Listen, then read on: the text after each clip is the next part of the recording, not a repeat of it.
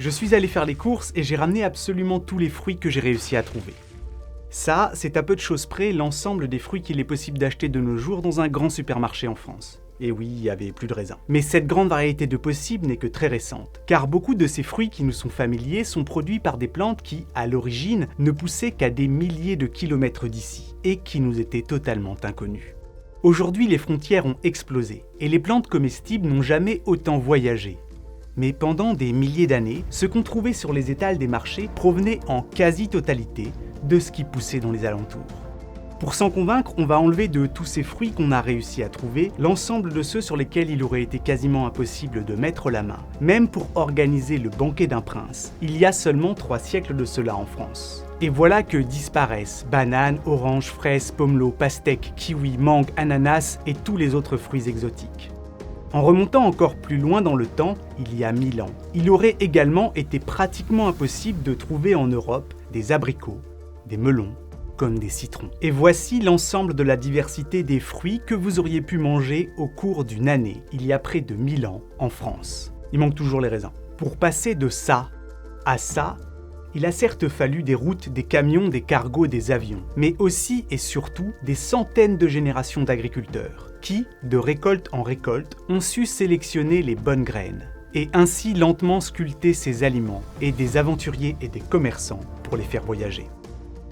Et vu que l'on va aujourd'hui partir explorer la fabuleuse histoire de l'origine des fruits, je suis très heureux que cette vidéo soit sponsorisée par Oli, qui ont créé toute une gamme d'ice tea et de boissons énergisantes sans sucre, sans taurine, et n'utilisant aucun de ces colorants chimiques qui donnent à votre langue la couleur fluo d'un stabilo. Oli, ce sont des préparations concentrées qui permettent de faire des boissons bien plus saines que les soft drinks, riches en vitamines, en antioxydants et dont les arômes 100% naturels sont délicieux.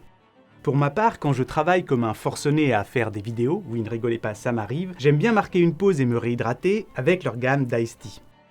Alors soyons honnêtes, ces boissons au délicieux goût de fruits ne changeront pas votre vie. Elles ne vous donneront pas des abdos en restant assis, et ne guériront pas non plus vos insomnies. Par contre, Oli, c'est surtout l'occasion d'un petit havre de paix au milieu du tumulte. Des moments de pause et de réhydratation simples et savoureux. Et franchement ça, c'est déjà beaucoup et ça vaut plus qu'un boost d'énergie. Au passage, cette saveur-là, l'acaille hibiscus, est un véritable banger. Après, les goûts et les couleurs, ça se discute pas, ça se dispute. Du coup, pour vous aussi trouver votre parfum préféré, je vous conseille leur pack découverte. Ce sont de petites boîtes qui contiennent des échantillons de la grande diversité de saveurs qu'ils ont créées. Et une fois que vous avez trouvé votre parfum préféré, vous pouvez commander des pots qui contiennent de quoi faire tellement de boissons qu'un seul d'entre eux permet d'éviter de jeter une 50aine de canettes. Actuellement, en utilisant le code BALADEMENTALE5, que je vous ai mis en description ou en passant par le QR code qui s'affiche à l'écran, vous bénéficiez de 5 € de réduction lors de votre commande. Encore un grand merci à Oli pour leur soutien sur cette vidéo. Ceci étant dit, commençons à explorer les étonnantes origines biologiques et géographiques des fruits en prenant une simple orange. Avant que je ne l'achète, celle que je tiens dans ma main a probablement fait un très long voyage en camion, remontant vers le nord de l'Europe depuis l'Espagne, le Maroc ou l'Italie. Cette orange fait partie des 75 millions de tonnes qui sont produites chaque année sur des centaines de milliers d'hectares ensoleillés. Douce en bouche, elle a poussé sur un oranger planté aux alentours de l'an 2000, à l'époque où YouTube n'existait pas encore. Et l'arbre qui lui a donné naissance a nécessairement été greffé. Parce que tous les orangers dont le goût est doux sont greffés. Sinon, ils dégénèrent, deviennent acides ou sensibles aux maladies. Dans les plantations, pour produire des oranges douces, on coupe de petits rameaux d'orangers dont le goût nous convient, et on les fixe sur d'autres arbres. Souvent un pied de bigaradier, et ça prend, ça pousse. Les orangers des grandes plantations sont donc des corps composés, des sortes de plantes Frankenstein, 100% naturelles. Mais on peut faire remonter l'origine de cette orange douce encore plus loin, car ces fruits n'apparaissent en Europe qu'au 5e siècle, où ils débarquent par bateau dans les ports de Gênes et de Lisbonne. À cette époque, une orange, ce n'est vraiment pas banal, et l'oranger, c'est une star, une plante royale dont les fruits ne servent pas à faire du jus, mais à décorer les jardins. Dans les cours d'Europe, on construit même des bâtiments, les orangeries, pour protéger l'arbre des rudes conditions de l'hiver. Avant le XVe siècle, il n'y avait en Europe que des oranges amères, produite par le bigaradier, qui a lui été amené sur le vieux continent bien plus tôt par les Arabes. Mais même là, on peut remonter encore plus loin, car l'origine première de l'orange douce se trouve en réalité au nord de l'Inde et du Vietnam, ainsi qu'en Chine du Sud. C'est dans ces régions chaudes que l'orange douce est née, ou plus précisément qu'elle a été créée par des humains qui ont eu la bonne idée de volontairement hybrider des pieds de mandarine et de pomelo. Et c'est de ces croisements magnifiques entre deux espèces proches qu'est née l'orange douce il y a environ 2500 ans. Il est d'ailleurs étonnant de penser qu'il n'y avait à l'origine que 3 espèces sauvages d'agrumes dans toute l'Asie. Pomelo, mandarine et cédra. Et c'est à force de croiser ces espèces que l'on a fini par créer les citrons, les oranges, les pamplemousses, les clémentines, les yuzus, les kumquats, le kumbhava et la main de Bouddha. Oui, absolument, tous ces fruits doivent leur existence à celle de l'humanité. Si tous les agrumes sont originaires d'Asie, ils sont aujourd'hui principalement produits au Brésil.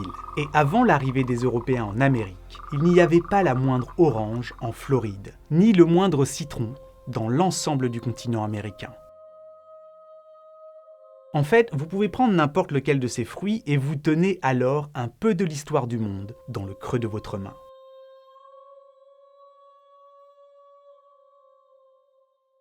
Prenez un kiwi, regardez-le bien. Avant les années 70, presque personne n'en avait vu en Europe. Si on appelle ce fruit un kiwi, c'est au prétexte qu'il ressemble un peu à l'étrange oiseau du même nom qu'on ne trouve qu'en Nouvelle-Zélande. Mais pour être honnête, je vois pas la ressemblance.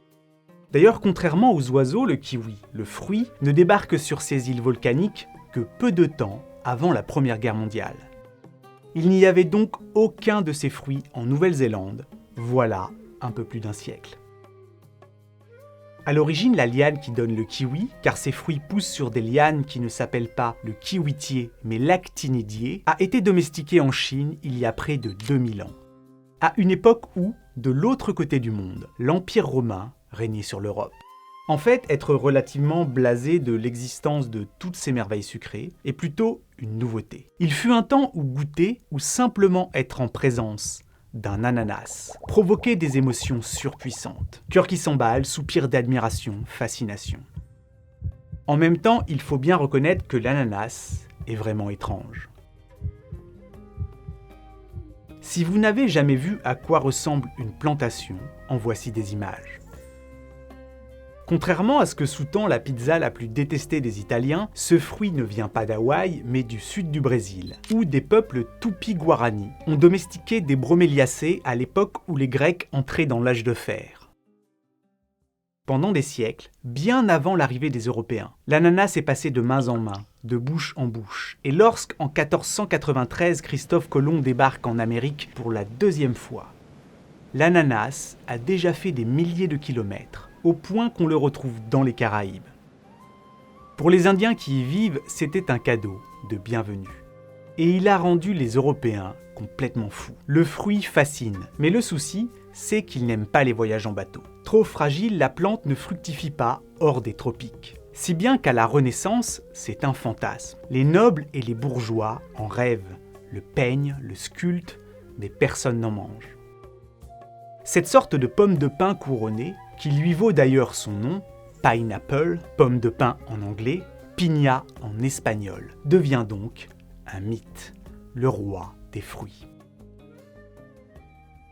Au XVe et XVIe siècle, les Européens le disséminent partout sous les tropiques, mais en Europe, il ne pousse pas, même sur les pourtours de la Méditerranée.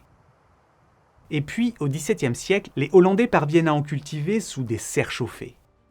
Les Anglais s'y mettent dans la foulée et montent des orangeries pour ananas. Pour faire mûrir un seul fruit, il faut souvent près de 3 ans. 3 ans de soins attentifs, de température tropicale simulée sous des maisonnées en verre continuellement alimentées en fumier. Un travail de titan qui donne une production ridicule. Si bien que l'ananas est à l'époque si cher à produire que certains fruits peuvent valoir le prix d'un tableau. Mais la plupart du temps, on ne mange pas l'ananas, on le loue. Oui, vous avez bien entendu. Pour impressionner les convives, on loue de l'ananas, comme on louerait une voiture de luxe pour un mariage. Le fruit passe alors de salon en salon, star d'un bal, guest star d'un dîner, jusqu'à la fermentation finale. Et on le représente partout. Au Royaume-Uni, les ananas trônent en or sur les tours de la cathédrale Saint-Paul à Londres. En Irlande, on construit même des bâtiments entiers à son effigie. Louis XIV en fait cultiver un à Versailles, uniquement pour démontrer que les jardins du roi Soleil peuvent tout faire pousser. Le monarque en goûte mais le trouve trop fibreux. Peu importe, le fruit n'est pas là pour séduire le palais, mais ceux qui y déambulent. Bref, pendant près de 2 siècles, l'ananas en Europe était plus un symbole qu'un fruit. Encore aujourd'hui, ce bijou se retrouve représenté partout dans la déco et la pop culture. Pour preuve, Bob l'éponge habite dedans. Mais le plus produit et le plus consommé de tous les fruits, c'est elle, la banane. Dans le monde, on en mange chaque année autour de 100 milliards. À l'origine, toutes les bananes ne viennent pas d'Afrique, mais de Papouasie-Nouvelle-Guinée. La plante qui produit ces merveilles, le bananier, n'est pas vraiment un petit arbre, mais une herbe géante, qui dispose d'une fleur hallucinante. Ce que vous voyez là est en fait une inflorescence. Les fleurs, c'est les petits trucs blancs-jaunes à la base, qui dans la nature, après avoir été pollinisés, souvent par des papillons sphinx, des chauves-souris ou des colibris, suivant les continents, se transforment en bananes. Et un régime de bananes peut supporter jusqu'à 200 fruits. Malgré sa déroutante banalité, la banane émerveille lorsqu'on se penche sur la diversité des variétés qui existent un peu partout sous les tropiques. On en dénombre pas moins de 1500 variétés différentes, des petites, des grosses, des rouges, des bleues. La plupart sont mangées crues et sucrées, mais certaines, comme la banane plantain, sont cuites et salées. Mais malgré cette grande diversité, il n'y a qu'une variété qui est massivement exportée partout dans le monde, la Cavendish, la banane parfaite. Car la Cavendish n'a pas besoin de pollinisation. Chez elle, la fleur se remplit spontanément de chair tendre. Du coup, pas de pépins, pas de graines, que de la pulpe. En plus, cette variété pousse à hauteur d'homme. Elle est donc facile à récolter. Elle a pile la bonne courbure pour rentrer dans les cartons, reste ferme quand elle est verte, supporte les voyages en bateau, finit par mûrir en arrivant à destination et en plus, elle est goûtue et consensuelle. Bref, elle a tout pour plaire. Sauf que la Cavendish a un gros défaut. Dépourvue de pépins et de graines, elle est stérile. Si bien que toutes les bananes que nous mangeons sont produites par des clones à partir de ces rejets et ont donc toutes le même patrimoine génétique, les mêmes points forts et les mêmes faiblesses. Si une maladie les touche, très rapidement, c'est l'ensemble de la production mondiale qui est impactée. Et c'est très exactement ce qui est en train de se passer à cause du champignon Fusarium oxysporum, qui s'attaque à la Cavendish et que rien ni personne n'arrive à arrêter. Car sans diversité génétique, cette variété de banane n'a pas de plan B. Si bien qu'en l'absence de traitement efficace contre le champignon, la Cavendish risque bientôt de pratiquement disparaître. Aujourd'hui, un peu partout dans le monde, on croise, on hybride et on teste à tout va pour trouver la prochaine élue. Mais pour l'instant, il n'y en a pas. Ce film catastrophe qui est en train de se dérouler sous nos yeux est en fait un remake. Parce qu'avant la Cavendish, il y avait la Gros Michel. Cette variété de banane a été, au début du 19e siècle, le premier fruit exotique produit pour l'exportation massive. Sur le papier, la Gros Michel était elle aussi parfaite, mais elle aussi était clonée à partir de rejets. Et dans les années 60, Gros Michel a presque partout dans le monde été balayée par une souche de Fusarium. À l'exception de la Thaïlande où elle est encore aujourd'hui cultivée, cette variété a aujourd'hui pratiquement disparu. Et si vous voulez vous faire une idée du goût de ces bananes sans vous rendre en Asie du Sud-Est, il vous suffit de goûter un yaourt aromatisé. Car l'arôme artificiel de banane, c'est de la Gros Michel et pas de la Cavendish. Il est fort possible qu'une partie d'entre vous n'ait jamais goûté de vraie vanille. La vanille ne vient pas à l'origine de Madagascar, mais du Mexique. Ce qui ne change rien à son goût, mais tout à sa vie sexuelle. Parce qu'au Mexique, la vanille a développé une relation exclusive avec une abeille. Une petite abeille locale qui est la seule espèce à pouvoir la polliniser naturellement. Aujourd'hui, dans l'océan Indien ou dans les îles polynésiennes, en l'absence d'abeilles capables de la polliniser, la fécondation de la vanille doit se faire à la main, fleur par fleur. Depuis sa mise au point au XIXe siècle sur l'île de la Réunion par un jeune esclave de 12 ans, Edmond Albius, la méthode de pollinisation manuelle de la vanille n'a pratiquement pas changé et reste un travail colossal, car les fleurs ne s'épanouissent que quelques jours et ne s'ouvrent que de nuit, ce qui justifie en partie son prix. Aujourd'hui, les gousses de vanille font partie des produits agricoles les plus chers du monde et sont également l'une des rares orchidées cultivées pour la cuisine. Ce qui est assez fou quand on sait que les orchidées sont parmi les plantes à fleurs les plus diversifiées de la planète. Mais si tout le monde connaît aujourd'hui le goût de la vanille, ce n'est pas vraiment grâce à cette orchidée qui grimpe à la manière d'une liane et dont le prix des fruits peut s'envoler jusqu'à atteindre les 2500 € le kilo. Car moins de 20 ans après la découverte de la pollinisation manuelle, des chimistes européens réussirent à isoler l'arôme principal de la vanille, à écrire sa formule magique, chimique, la vanilline. Et très vite, ils parviennent à la reproduire en laboratoire. C'était en 1858. Et cette molécule allait devenir le tout premier arôme artificiel de l'histoire. On l'a fabriqué alors à partir de résine de conifères ou de goudron, ce qui ouvrit la porte à une révolution dans l'agroalimentaire, comme dans la parfumerie. Et là, il faut que j'ouvre une parenthèse. Si la vanille est le premier arôme de fruit artificiel, est-ce qu'on peut se demander quel est le premier arôme sucré naturel, le tout premier fruit ? Cette question abyssale nous plonge dans les origines des plantes à fleurs, car d'un point de vue botanique, les fruits sont le stade ultime des fleurs. Les plantes qui ne produisent pas de fleurs, comme les fougères, les mousses ou les conifères, ne produisent pas de fruits. Pendant des centaines de millions d'années, les plantes ont mis au point des stratégies de défense pour ne pas se faire dévorer par le monde animal, qui tout entier dépend d'elles pour leur survie. Et pour se défendre, elles sont progressivement devenues expertes en poisons, en répulsifs ou se sont parées de pics. Mais il y a 130 millions d'années, une petite lignée de plantes tombe sur un nouvel équilibre, une nouvelle stratégie gagnante, celle du donnant-donnant. Elles produisent du nectar en offrande pour les insectes qui, en retour, facilitent la fécondation, ce qu'on appelle la pollinisation animale. Dans cette logique, d'autres plantes mettent au point dans la foulée quelque chose d'encore plus fou, des parties d'elles-mêmes vouées à être mangées, des fruits donnés en offrande aux gros animaux, pour qu'ils dévorent leurs graines, leurs futurs enfants, et dispersent ainsi leur descendance. C'est cette double alliance incroyablement fertile, faite de deux types d'offrandes, qui a fait des plantes à fleurs la forme de vie dominante et de loin sur notre planète en termes de poids, de nombre d'espèces et d'espaces occupés. Compétition et collaboration sont les deux moteurs de l'évolution. Dans le monde naturel, ce n'est pas l'un ou l'autre, c'est l'un et l'autre. Beaucoup oublient que Darwin a passé la fin de sa vie à étudier les orchidées, fasciné par leur alliance avec le monde des insectes. La domestication humaine des plantes ne fait que poursuivre et accélérer cette histoire en rendant celle-ci plus productive et dotée de fruits plus sucrés, plus faciles à conserver. De ce qu'on en sait, l'une des premières plantes à fleurs à avoir été domestiquée par les Homo sapiens n'est ni la banane, ni un agrume, ni même une céréale. C'est la figue, qui peu de temps avant le blé et l'orge est apparue dans les terres fertiles du croissant du même nom. La figue est donc l'un des fruits les plus anciens que nous ayons créés, et c'est également l'un des plus étranges. Déjà, les figues sont produites par la famille des ficus. Certains sont des lianes, d'autres des arbres immenses, et tous font des figues qui ne sont que très rarement comestibles.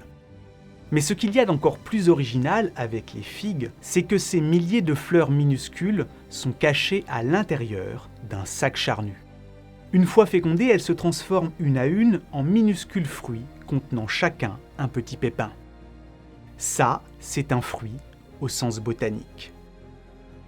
Sur les 7500 espèces de ficus essentiellement tropicales, une seule pousse à l'état sauvage, sous nos latitudes. La figue commune. Et c'est là que ça devient fou. Car voyez-vous, ce petit trou en bas de nos figues est une sorte de serrure biologique, réservée à une minuscule guêpe, qui est la seule capable d'y entrer et de les polliniser. La coévolution dans toute sa splendeur. D'ailleurs, il n'est pas rare d'en trouver une, de guêpe piégée dans la chair des figues, avant de les manger. Et il est étonnant de penser que dans la religion juive, l'arbre de la connaissance du bien et du mal, sur lequel pousse le seul fruit interdit du jardin d'Éden, est un figuier. le fruit défendu des chrétiens est lui devenu bien plus iconique. Dessiné sur les ordinateurs depuis 1976 et présent en Normandie depuis le début du Moyen-Âge, la pomme trouve son origine en Asie centrale. Dans la région où se rencontrent aujourd'hui la Chine, le Kazakhstan et le Kirghizstan. Son ancêtre sauvage, Malus sierversi, y pousse d'ailleurs encore aujourd'hui. Les graines de ces pommes se sont ensuite répandues avec beaucoup d'autres espèces de plantes le long de ce qui deviendra plus tard les routes de la soie, en progressant d'est en ouest dans des régions qui ont le bon goût d'avoir des climats plus ou moins semblables. Car les humains ne font pas que sélectionner à grande vitesse. En plus de ça, ils dispersent. Le péché originel fut lui embarqué sur les mêmes routes commerciales, de la Chine à l'Inde, puis vers le Moyen-Orient. On pense que c'est Alexandre le Grand qui aurait ramené la pêche en Méditerranée, avant sa conquête de la Perse, d'où son nom scientifique, Prunus persica. Mais la pêche est bien chinoise à l'origine, et le pays reste d'ailleurs de très loin le premier producteur mondial. L'abricot, lui, fait partie de la famille des rosacées, comme la pomme, la poire et la pêche. Et comme cette dernière, il est originaire de Chine. Sous la peau veloutée de ce fruit voyageur qui aime les climats chauds et dont le goût rappelle celui de l'été, se cache une histoire, longue comme la route de la soie.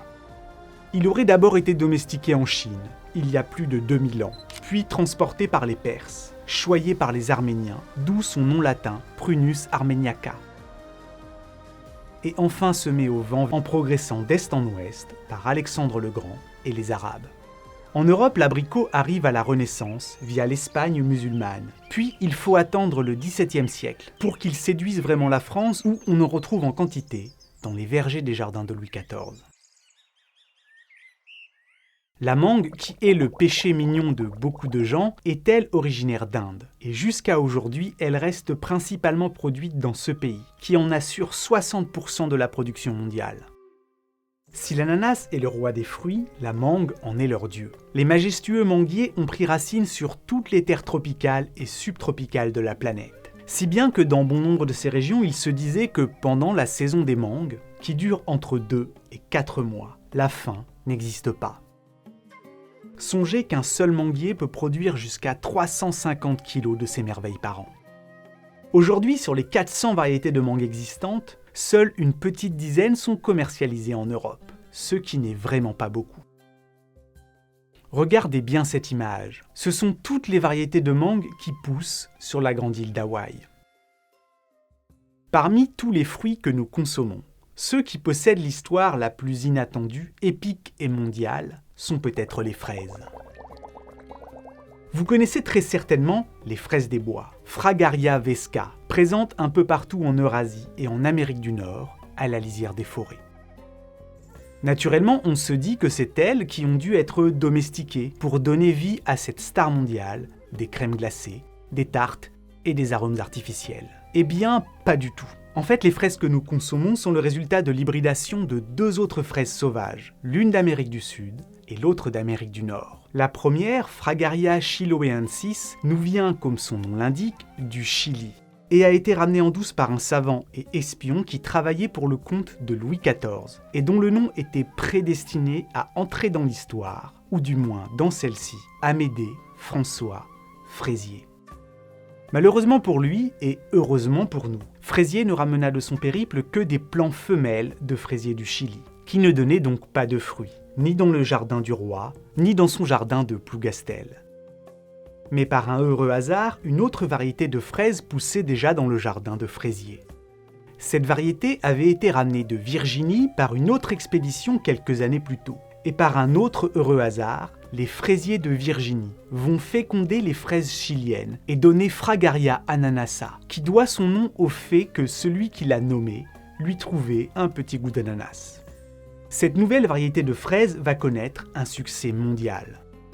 Aujourd'hui, la Chine est le premier producteur de ce petit miracle de Plougastel, avec 3 millions de tonnes de fruits récoltés en 2023, soit l'équivalent de la production mondiale de l'an 2000. Comme beaucoup d'autres fruits, les fraises sont éminemment saisonnières. Et si en automne comme en hiver les fruits vous manquent autant que le soleil, tournez-vous plutôt vers une cousine des fraises, une autre rosacée, la poire. dont il existe des milliers de variétés cultivées. Cette immense diversité génétique est due au fait que des poiriers sauvages poussent et s'hybrident naturellement un peu partout en Eurasie. Aujourd'hui, la poire est le 8e fruit le plus consommé au monde.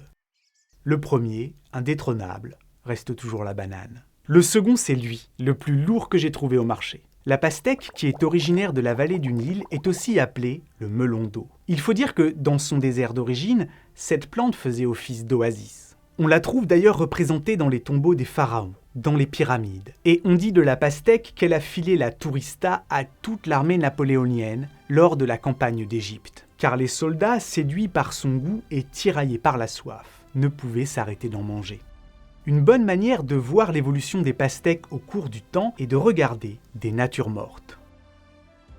On peut en effet sur celle-ci voir la chair du fruit devenir au fil du temps de plus en plus rouge. Aujourd'hui, on trouve des pastèques sans pépins et même des pastèques carrées. Aucune manipulation génétique ou sorcellerie ne se cache derrière cette technique de production venue du Japon. Il suffit simplement de faire pousser ces fruits en cage. Car composée à 90% d'eau, la pastèque a l'étrange particularité de pouvoir, comme les liquides, prendre presque parfaitement la forme de son contenant. Beaucoup moins malléable dans sa forme, le melon provient lui à l'origine d'Afrique tropicale, où il est dans sa version première tout petit et amer. Et puis, au 5e siècle avant notre ère, les Égyptiens le sélectionnent et arrivent à obtenir des fruits plus gros et plus doux. 5 siècles plus tard, on le retrouve dans le sud de l'Italie, et il commence à devenir franchement sucré.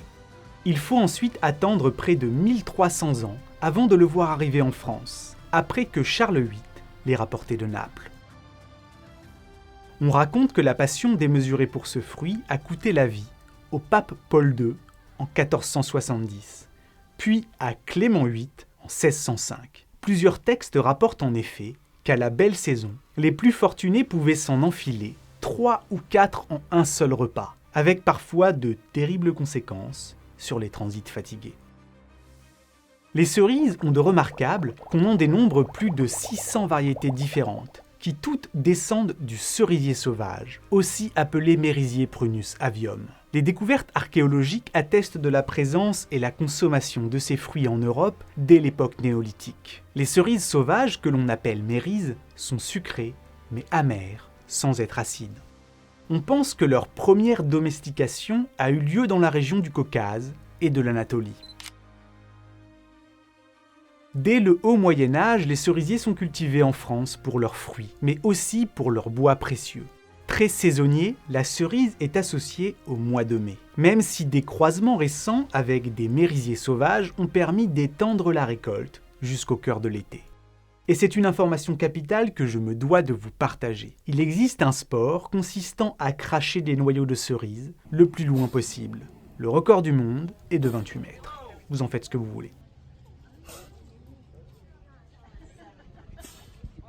Sous sa coque rosée à picots, le litchi cache une pulpe nacrée, juteuse, sucrée, et toute une histoire. Il nous vient du sud de la Chine, et la première mention connue apparaît dans un registre chinois daté de 111 avant Jésus-Christ, où l'empereur exige que l'on plante 16 arbres de litchi dans ses jardins.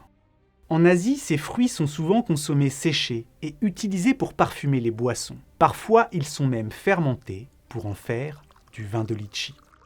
En Europe, il faut attendre le XVIIe siècle pour que des naturalistes commencent à rapporter l'existence du litchi, qui est introduit en 1764 à La Réunion avant de se retrouver dans la foulée à pousser sur la grande île de Madagascar. C'est de là que viennent la plupart des litchis consommés en hiver en France, même si la production chinoise reste en volume aujourd'hui 10 fois plus importante que la malgache. Restons dans les fruits qui poussent en grappe en nous penchant sur l'histoire du raisin, qui est dès son origine liée à celle du vin, et tenait une place de choix chez les Égyptiens, les Hébreux, puis les Phéniciens, les Grecs et les Romains, qui implantèrent la fameuse liane en France. Oui, le bon vin était d'abord italien. Il semble que la vigne sauvage ait été domestiquée à l'origine dans la région du Caucase et du Proche-Orient, peu de temps après que l'on se soit mis à cultiver du blé et de l'orge. Ce qui signifie que la bière a vraisemblablement précédé l'existence du vin. L'une des spécificités du raisin est de sa transformation en alcool et sa capacité à s'être liée au sacré, surtout dans la religion catholique dans laquelle elle représente le sang du Christ. Au XIIIe siècle, toute la rive gauche de la Seine, à l'intérieur de l'enceinte de la ville de Paris, est dédiée à la vigne. Et il faudra plusieurs famines pour que ces plantations soient remplacées par du blé. Au XIXe siècle, la production française de raisin est balayée par Phylloxéra, un puceron ravageur parasite de la vigne venu d'Amérique. Et il est étonnant de penser que les exploitations ont été sauvées grâce à l'utilisation de greffes américaines résistant aux pathogènes. Et dont pratiquement toutes les vignes descendent, faisant des grappes de raisin de nos terroirs des purs fruits de la mondialisation. Tout comme la prune, Prunus domestica est un fruit à noyaux cousin des pêches et abricots. Mais c'est aussi un faux ami, car contrairement à ces deux-là, elle ne vient pas de Chine. Les prunes sont en effet cultivées depuis des millénaires en Europe et en Asie occidentale. Pline l'Ancien mentionne plusieurs variétés de prunes dans son Histoire naturelle, soulignant leur diversité et leur popularité. Les Romains sont probablement parmi les premiers à l'introduire depuis la Syrie, où elle était déjà appréciée. Mais c'est surtout les croisés qui vont rapporter les pruniers de Damas au Moyen-Âge. Et à partir de ces arbres, on va créer en Europe des variétés telles que la Mirabelle, la Ketch et la prune dente qui, une fois séchée, devient le célèbre pruneau d'Agen, qui se conserve bien et facilite le transit. Personnellement, ma queen reste la reine Claude, verte, sucrée et à la peau acidulée, et qui, introduite en France au XVIe siècle, doit son nom à Claude de France, l'épouse de François Ier. La framboise, elle, n'a pas le nom d'une reine, et pourtant, elle le mériterait. Originaire d'Europe et d'Asie tempérée et froide, où on la retrouve de la Turquie à la Sibérie, en passant par la Chine et le Japon. Les Grecs et les Romains qui l'adoptent l'utilisent souvent en médecine, pour ses propriétés astringentes et diurétiques. Et oui, les framboises aident à uriner, perso je l'ignorais. Au Moyen-Âge, ces fruits sont de plus en plus appréciés, et on les retrouve dans bon nombre de jardins monastiques et royaux. Bien que la culture du framboisier se soit développée presque partout où c'est possible au fil des siècles, les fruits étant fragiles et les rendements relativement modestes, la production reste en volume limité. Par contre, vu que les framboises se congèlent très bien, elles sont très utilisées en pâtisserie tout au long de l'année. En fait, le plus étonnant dans tout ça, c'est que malgré toute la richesse de ce que j'ai ramené, il faut bien reconnaître que celle-ci reste assez pauvre en comparaison de l'immense diversité des fruits qui existent dans le monde, et notamment sous les tropiques. Car l'exubérance des régions équatoriales a offert à l'humanité un champ des possibles et des délices vertigineux en termes de domestication, mais dont les trésors restent très souvent cantonnés à ces régions chaudes et humides, car souvent difficiles à exporter, ou simplement relativement ignorés. Les fruits dont je vais maintenant vous parler sont de ceux qui voyagent peu. Et si certains vous sont très probablement connus, je mets ma main à couper qu'il y en a certains dont vous n'avez jamais entendu parler. Commençons par les plus communs de ceux qui sont peu consommés en Europe. Les figues de Barbarie tirent leur nom de celui donné au Maghreb par les Romains. Même si les 3 premiers producteurs mondiaux sont aujourd'hui le Maroc, l'Algérie et la Tunisie, la figue de Barbarie ne vient pas du tout de cette région. En arabe, son nom signifie « figue des chrétiens ». Mais là encore, c'est une fausse piste. D'ailleurs, la plante sur laquelle poussent ces fruits n'a rien à voir avec un figuier, c'est un cactus. Son nom scientifique, Opuntia ficus indica, peut nous aider à y voir plus clair, car indica fait référence aux Indes, et donc aux Amériques.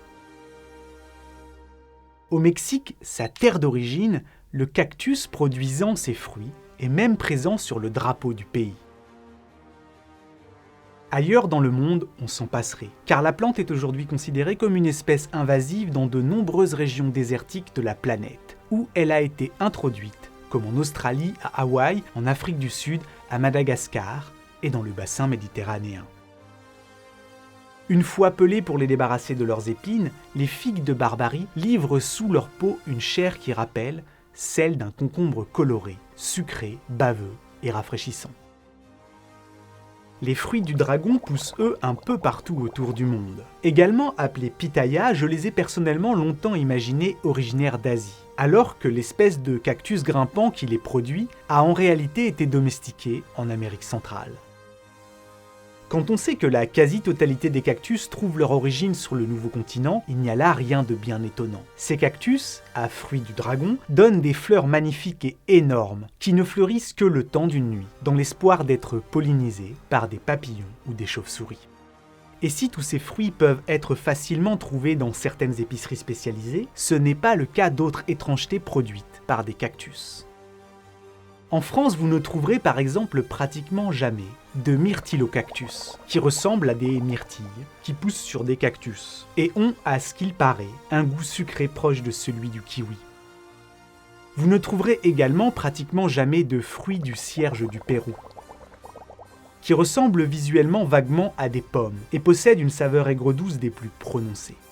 Et là, on est clairement entré dans la catégorie des fruits qui sont pour beaucoup d'entre nous totalement étrangers. Parmi ces fruits exotiques et singuliers, on retrouve l'un des plus controversés, à savoir le durian, qui est connu pour sentir si fort qu'il est interdit dans les transports publics en Asie, et dont le goût, qui fait débat, est décrit comme un mélange de crème, d'amande et d'oignon doux. Tandis qu'à l'inverse, le mangoustan, ce fruit originaire d'Asie du Sud-Est qui ressemble à un étrange croisement entre un litchi et une orange, et dont la coque épaisse violacée protège une chair d'un blanc d'ivoire, juteuse, sucrée et légèrement acidulée, fait lui souvent l'unanimité. Pour ma part, je me suis promis de goûter au moins une fois avant de mourir au canistel, au chérimol, au lulo, aux fruits du baobab, qui sont connus pour être secs comme une craie et se réduire naturellement en poudre acidulée, un peu comme du bonbon au citron. Et au salak, aussi appelé fruit du serpent, du fait de sa superbe peau écailleuse, et qui est en fait le fruit d'un palmier, comme les dattes ou les noix de coco.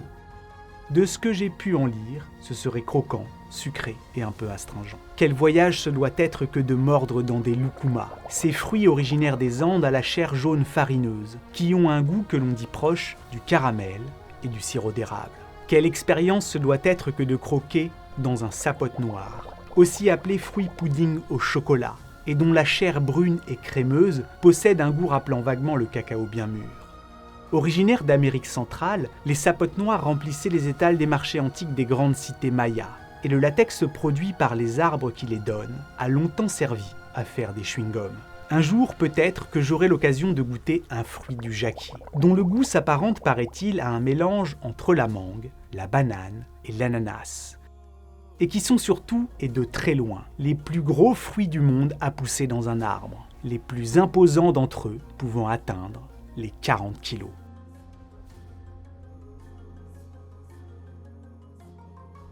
Des fruits hors normes ou singuliers, j'en ai sûrement oublié. Du coup, dites-moi en commentaire le nom de ceux atypiques que vous avez déjà eu la chance de goûter et que je n'ai pas mentionné. Et puis, je serais curieux de savoir quels sont ceux qui occupent les premières places de votre panthéon et ceux qui vous ont déçu ou vous laissent personnellement indifférent. Dans mon cas, c'est, je dois dire, la papaye mûre. Je trouve que ce fruit, qui a été domestiqué il y a plus de 4000 ans en Amérique centrale, est le seul dont le goût et la texture sont bien plus intéressants avant qu'il ne soit arrivé à maturité. C'est peut-être la raison qui fait que les papayes ne quittent que peu leur région de production, où elles sont essentiellement récoltées et consommées en Inde, au Brésil ou encore au Mexique. Bref, définitivement, il se cache dans les fruits que j'ai réussi à réunir ici, comme dans ceux que je n'ai pas trouvés. Des milliers d'années d'évolution, des migrations lentes et progressives au cours de la majorité de l'histoire de l'humanité, et des bonds de géants par-delà les continents ou par-dessus les océans au cours des 3 derniers siècles de mondialisation.